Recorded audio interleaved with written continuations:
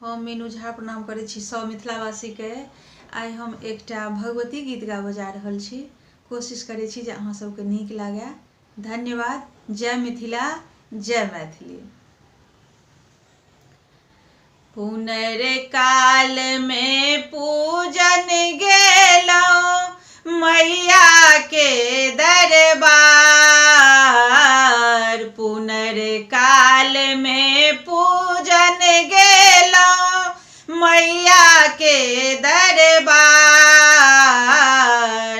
मोहि देखी जननी सुतल पलंग पसार। मोहि देखी मैया सुतल पलंग पसार।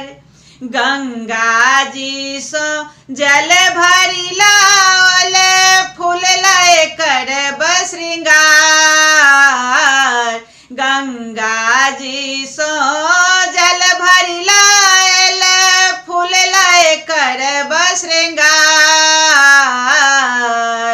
धूप दीप जननी आरती उतारब तोहार।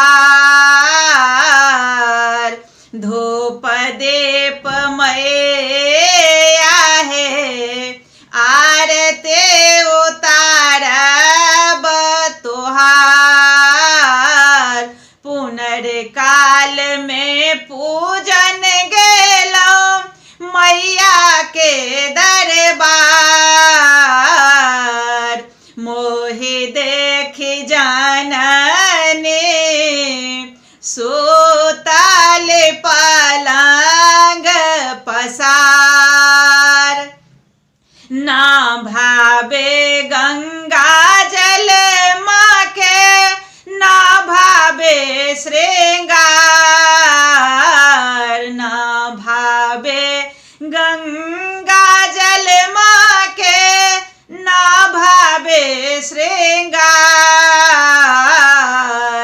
भावे न धूप दीप भावे न आरती हमार। मोहि देखि जननी सुतल पलंग पसार। कद कोष्ठी के काया देलन बाझे पुत्र के प्यार।